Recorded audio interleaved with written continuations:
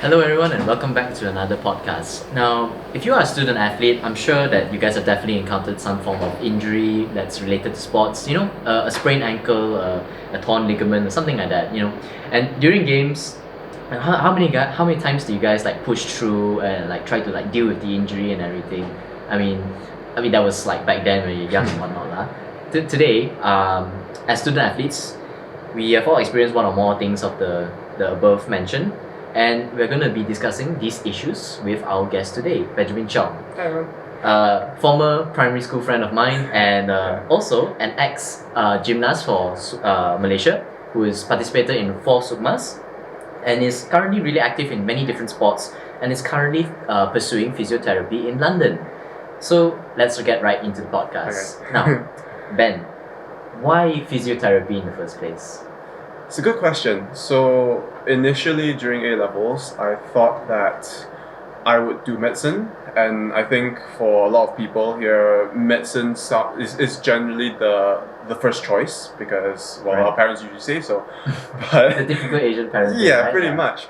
But my mom gave me the flexibility to kind of choose because she medicine is quite a long course. It's usually 5, sometimes 6 years. Yeah. And so it's quite a lot of money as well. It's a lot of time invested to try and get to where you want to be. And so in A levels, I kind of thought, is there another way to kind of get around that? Because my end goal is to still help people, and I genuinely have a will to just do so. And as an athlete, I mean, physio is pretty much one of the go-to places whenever you get an injury, right? Whether it's like a shoulder injury, you've something's gone wrong with your knee. So I thought, why not just give that a shot and see where that takes me? And here I am. Now, you mentioned that medicine is actually generally pretty expensive and it's a pretty long course to study. Yeah. But how long does it take to study physio? So physio is anywhere between 3 and 4 years, depending on the country and where you study. In the UK, it's 3 years and an extra 2 years if you want to pursue a master's.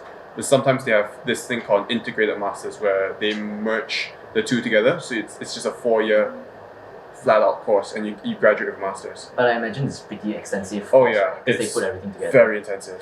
Yikes. You pretty much know like everything a medic would know, except that we get paid less because we do 10% less. Is it a drastic change? Pretty much. I mean, we learn the same things a doctor does because we need to be able to understand what a doctor says, right? If someone gets referred to by a doctor, we need to understand their notes and we need to be able to treat based on the doctor's recommendations. So if we don't know what the doctor's talking about, then we can't do our job either. Right. Okay. Moving on into like the injuries part, right? So, what do you think are the causes of like injuries among like student athletes? Like maybe common causes or what you've seen so far and everything. Oh, well, commonly, I think it really is, it goes down to what sport you play. Right. So, like, say if you were a footballer, then typically you'd see more knee, calf-based injuries. So maybe like your patella bone gets dislocated, or your ACL gets damaged, or maybe your Achilles tendon that gets hurt. Whereas if you were, say, a badminton player, a baseball player, you might see more shoulder injuries because that's the kind of motion that we do. Right. So yeah, Now, you've done gymnastics, right? Yeah. For a very long part of your life. it's pretty much. Yeah, pretty much like my whole life knowing you, I've known you like the gymnastics guy. Yeah. So what are common injuries for you actually when doing gymnastics? Well, to me, because I tend to specialize in more upper body motions, in like the pommel horse and the bars, so my injuries were always more towards the shoulder, especially my left shoulder. Okay. Don't know why my left shoulder, but that's how it happened. So I would always have physio every week to strengthen my shoulder to try and hopefully take that burden off whatever injury has happened. Right. Okay. And what can be done, when you get injuries, or how do you try and prevent these sort of things from happening? Maybe like you can speak for generally and then you can specify into like other sports and whatnot. Yeah. Really, really good question there. It's quite a big topic actually. In terms of general prevention, I think it's quite almost kind of common advice that you hear all around, but it really is true. Like having a good warm-up practice, make sure that all your body, like each part of your body is warm and it's used to the motion that you're gonna do, and also progressively get into the exercise. Don't immediately too intensely. yeah, exactly. Like if you do weightlifting, don't go and bench like 150 kilos right off the bat, because if your body can't take it, then that's when injuries happen. Right. But if you were to, slowly take it up, maybe do a few bicep curls, a bit of shoulder exercises, a bit of rotation, then you can kind of build your body up to it, and your body's primed and ready to go. Almost like how, like if you were to like lock and load a gun, same thing, you need to prime it first before doing it. So in that same sense. So one, warm up. Two, cool down would be very important as well, to make sure that your body it knows that it's rested, because if not, it will continue to be in this active state. And then when it fatigues, that's when you start getting stuff like cramps, you start having your muscle aches and all that. So like stuff like stretching and just Exactly, stretching, or just slowly kind of winding down. So if you're like a sprinter and you did like 100 meters all the time, right, then a good practice would just be to have a nice walk around like the track and field, just to lower that intensity down again. So anything that like tones it down, it's very welcome when it's cooling down. Definitely. And also I think all in all, you need to know your own body. Okay. So while this is good advice and general practice, you know your body best. So if you feel like your body needs more time to warm up, by all means do so. If you think your body needs more time to cool down, if it needs more time to get ready, that's fine as well, because we just want to make sure that we are safe. Right? Rest is also really important, I found. This is for like after we do our activities and whatnot, right? Well, during and after as well. So because I started rock climbing quite recently, and what I found was, not only was it quite a social sport, but you couldn't like do multiple climbs at once without fatiguing really quickly. And once you hit that point, you can't do anything anymore. So take some breaks in between. Yeah, like maybe 1 or 2 sets and then take a break. Right. Okay. Rest for a little bit. Let your body like reduce that lactic content that you have in you. Lactic acid. Yeah, lactic acid. That's the one. So yeah, let your body rest, catch its breath, and then go again. And also, as you said, after exercise, generally, yes, rest, obviously, and don't be afraid to give your body more time to rest. Right. It sounds weird to say, but don't be afraid to give yourself more time. So, say if people tell you, oh, let's go for football, and then 2 days later basketball, another 2 days later volleyball. While it is great to do all these activities consecutively, but if you think your body needs time to rest, I think that should take priority. Right. Because then your body is rested and it's ready to go again. It's almost like a car, right? You can't just push it constantly without having to service it after a while, because it will wear and tear really quickly. And that's quite a common theme we find with injuries as well. Another thing I noticed actually is like a lot of people don't really know how important sleep is when it comes to resting. Yes. So, sleep is incredibly important, not just for our physical capabilities, but also mentally. Because let's take into example what I did when I was younger. So we obviously go to school. We wake up at like 6:30. We go to school at 7:30. School throughout the morning and throughout most of the afternoon if we're like co-curriculum activities.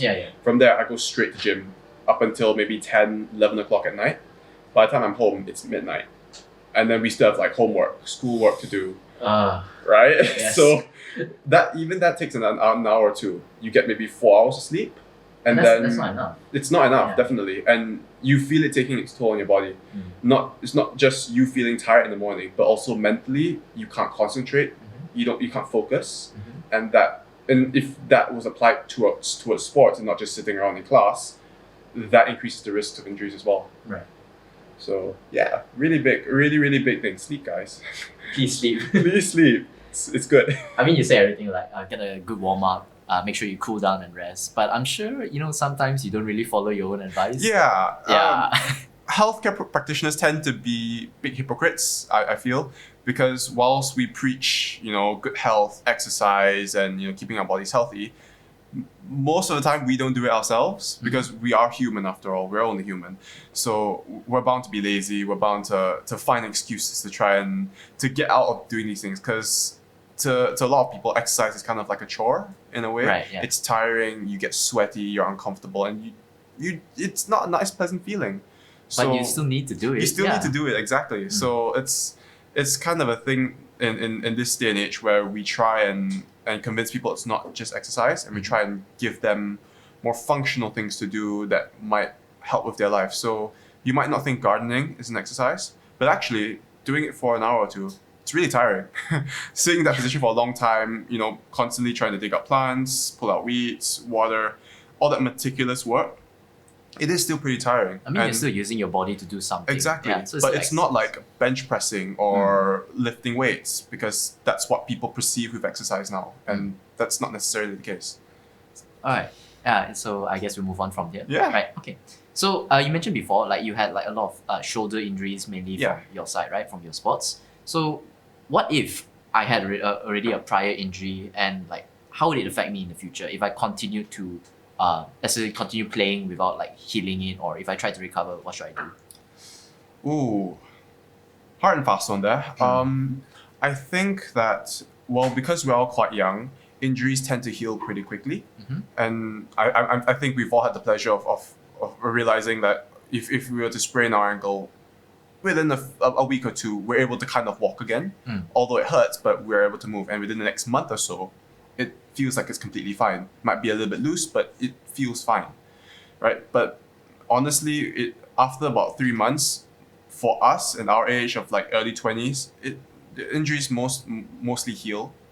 And depending on severity, generally the mild and moderate ones will heal back to baseline. So you will get back to that pre-injury condition. But the key point that we stress as physios is that we want you to strengthen that part. We don't want you at baseline. We want you better than baseline. Right. Because if you get hurt at that point, being stronger than that reduces the chances of you getting hurt. Does it weaken you in any way if you continuously like injure that particular place? Well, it depends on the mechanism of injury. So if, say, you were to sprain an ankle, right, it's more of like a tendon thing, and you kind of feel tendon ligament based thing. So when you do so, you kind of feel after one or two times, it's really easy to do it again. Okay, yeah. And you kind of always feel your ankles a little bit off.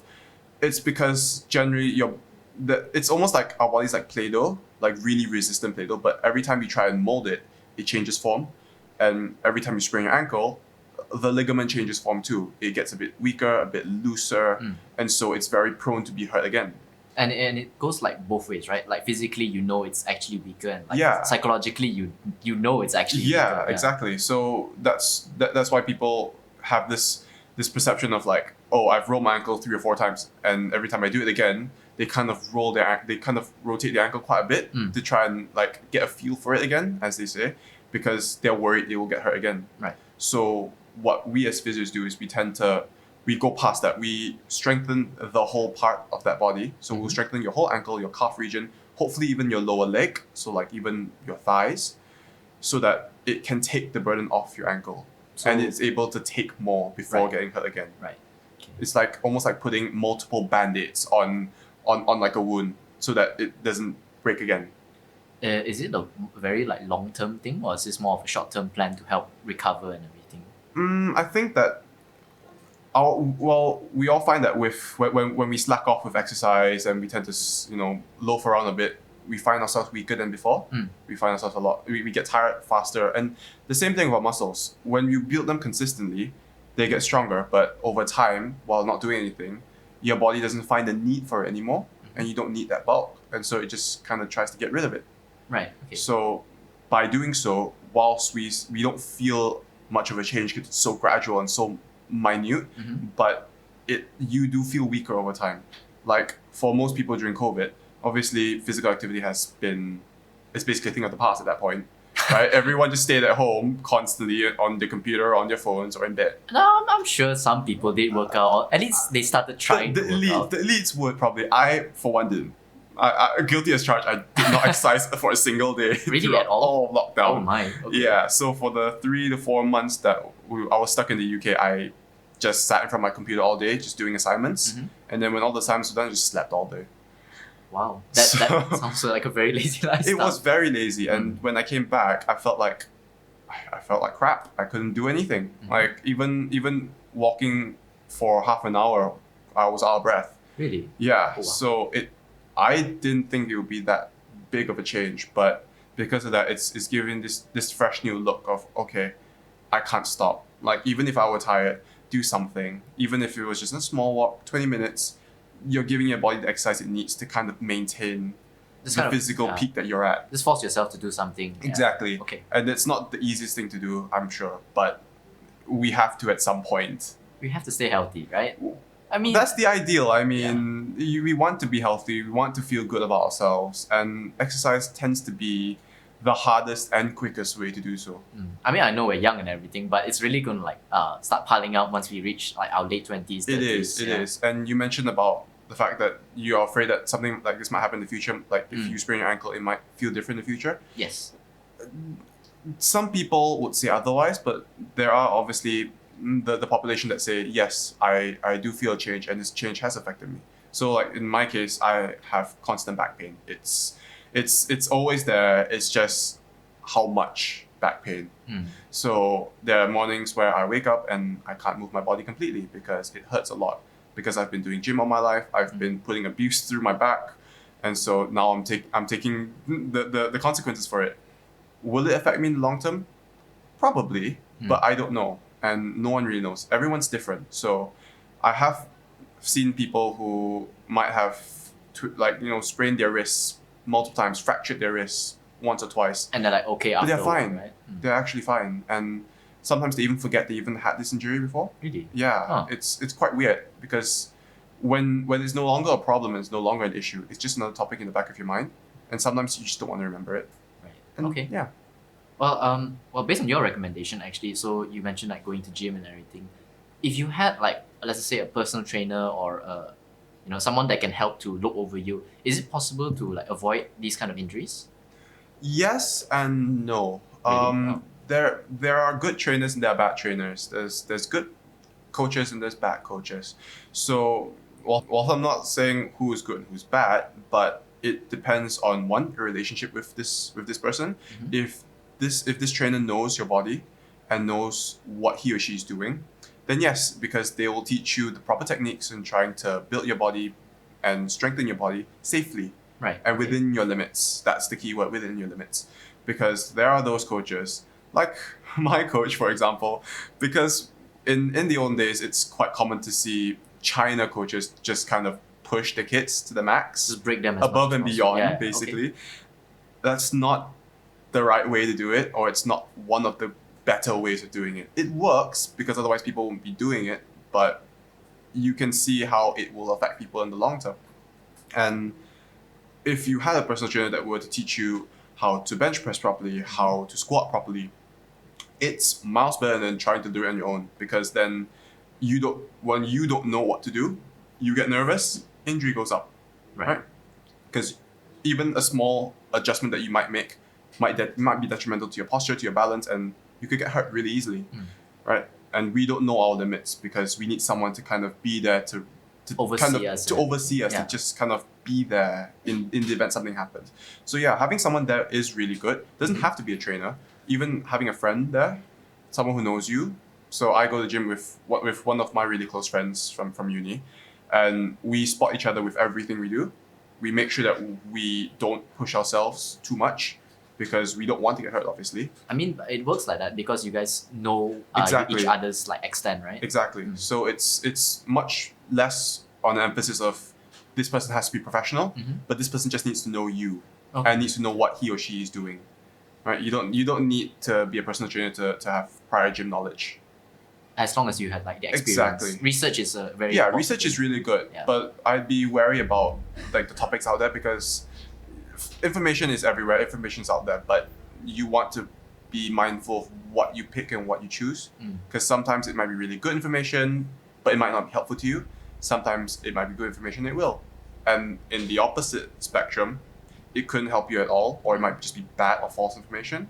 So you just want to be mindful about picking and choosing the right ones. Right. Okay. I mean, just going back a bit, because you mentioned that there are like good coaches and bad coaches, good trainers, bad trainers, right? How would you, as an individual, know to choose someone that works for you, like based on your experience, at least? I think having someone that work that teaches you based on what you want is quite important. So if say I were to want to run a marathon, right? I'd obviously want someone who could teach me how to do so safely and build up to that. I wouldn't want someone who would tell me go and bench press like every day. It's like irrelevant. There's no really, right? yeah, I mean that's the extreme form of it, but you can kind of see how if you want someone that will really help you, this person needs to be able to guide you through that process, and they have to listen to you because overall it's you who's improving, it's you who's training. So the less professional ones or the ones that aren't as good won't really take that into account, and they give you like a box standard like exercise that you can kind of even see on some of the Smith machines and stuff, and they just ask you to do that. It's like a check. They just ask you to do it like a checklist. Yeah, it's almost like a checklist because I mean it's good for everyone to have that because then we have a list to go through. But if we only follow that and we don't adapt and modify it to each person, then what's the point, right? Why are you there? Generally, having a checklist is good as long as it's tailored to the person. Exactly, tailor is a very, very important thing, and that's why I find very difficult about a lot of trainers because whilst they are really, really good at bodybuilding, really, really good at producing results, right? But producing results that are favorable to the person who's actually training is a different story. So, yeah, it's if you want to find someone that's really, really good, just don't not stick to one person for too long. Okay. Try out a few different ones because obviously you don't have to hire someone for an entire year, right? You could go for 2-3 sessions and change your trainer to someone else. Try their method because even the delivery of the training exercise might suit you better, and that helps as well mentally to try and boost you forward. Okay, so I mean the important thing here is to look for someone who's like able to tailor a routine to you, and but basically at the end of the day, it really comes down to your decision, right? Yes. To choose someone. Exactly. So just be mindful of what you want, know what you want, and then look for someone who's able to give that to you in the way that you feel is best. Right. Okay. And once you found that someone that's able to accommodate, stick with them. Stick with them. Yeah. Until otherwise, and if you feel like they're going off topic, tell them, or if not, change. Because there's 101, no, not even 100, but thousands, not hundreds of thousands of trainers out there. You're bound to find one that's really, really good for you and who wants to work with you. Now, you've been doing your course for how long exactly? 2 years now. Currently 2 years. Yeah. So you're kind of almost done. Yep, it's my final year come next week. Right. So actually just one final question here for all of us that's listening. What are some tips on how to take care of your body? So it just can be any general thing, any health benefit or whatnot that you've learned or you've done, so you can share it with the people listening. I think it's gonna sound really cliche, and you've heard this multiple times, even in school. Is it sleep? Yes, sleep right, eat right. Okay. Right, so you definitely obviously need rest. If you think your body needs more rest, it probably needs more rest. But I wouldn't go past 8 or 10 hours because you realize after a bit of time, sleeping too much is also bad for you. You get lazy. So sleep for the right amount that you feel is necessary and be consistent with that. Have a good sleep schedule. It's not the easiest thing in the world to do, but try and work around that because a routine helps your body keep itself in check, right? And we all like a routine, or at least I do. I mean, that's kind of subjective, right? It's very subjective. But I can see the point. Yeah, and also eat right. Don't go around and have oily food and like fast food all the time because we know that that's not good for us. And I'm sure you've had our parents say this many, many, many times. Eat your vegetables and eat healthy, right? It's really difficult to do, I know, for some people, especially that when they just start to be independent and they start to make their own meals because obviously the frozen stuff and like the frozen pizza is amazing, but also it's really unhealthy. And we can feel that, our body knows that. So trying our best to kind of stick to good food categories, have a healthy amount of carbohydrates with your protein. Make sure you have fiber, lots of vitamins in you as well, because that helps with digestion, helps with absorbing everything. And obviously, go easy on the fat. Yes, definitely. Our Chinese cereal is great, but not all the time. Not all the time, not every day. Once every week or two is great. Good treat. I mean, you've been overseas for like quite a while now, right? Yeah. And then you just came back because of the whole COVID situation. But I'm sure you had to like take care of your own like cooking and everything. Yeah. So any recommendations? Because I'm sure a lot of us, like uni students or at least like students in general, like they're living alone in dorms. like you said, like, they'll get lazy, they just buy like frozen stuff, make it quick and simple. So what would you recommend for a nice thing to prepare, I guess? I think the biggest inspiration I had was just going online and just checking for budget meals that were healthy and just trying to assess it from there. Is it really actually healthy, or is it just like a gimmick? Right. And more often times than not, is it actually quite healthy? And then what I do is, instead of making a meal every day, I just make a batch of it, of 3 or 4 meals, and just freeze those extra portions. If you're having it that night itself, that's great. But I know some people can't or won't want to have the same thing over and over again. So you can always freeze portions of certain kinds of food and just leave it for another day, and whenever you need it, hit it in the microwave or put it in the pan again and just reheat it. So a lot of this meal prep, right? That's what they call pretty it. much meal prep, yeah. And I tend to do that quite a lot, especially with my internships and with all the frequent times that come up, because I really do get tired and lazy when I come back in the evenings. So having just that option of picking something up from the freezer and it's like 5 minutes and it's ready, but you know what you've put into it, and so you know it's healthy for you, it really does help. So I think that's the biggest thing I'd say to try and practice, but it's difficult. Of course, Yeah. but you just need to get into it, make it a habit. Exactly, just bit by bit, and you'll get there. All right. I guess let's do a bit of closing remarks. So anything you want to say to any student athletes, or recommendations, tips for whatever they do and whatnot? Any last closing remarks that you want to give? I guess the big thing is know your body, know your limits, and if you ever feel like you are hurt or if something doesn't feel right, don't be afraid to seek help. It doesn't have to be physical. It could be something that you're dealing with emotionally, mentally, socially. That's all fine, because we're all human and you're not in this alone. There are always people out there to help you. So even if it is as simple as just having someone to talk to, I found that very, very helpful, especially during COVID, because the loneliness was getting to me. I'm sure like playing sports as well can be pretty stressful. Exactly. So if you do feel that stress is creeping up on you, don't be afraid to ask for help. Don't be afraid to look out for someone, because I'm sure there will be people out there that will be willing to do the same. Yeah. All right. So that's all we have to ask you. Thank you very much, Ben, for coming to our podcast. No problem. And I hope you guys learned something from today. See you guys in the next episode. Bye. Bye.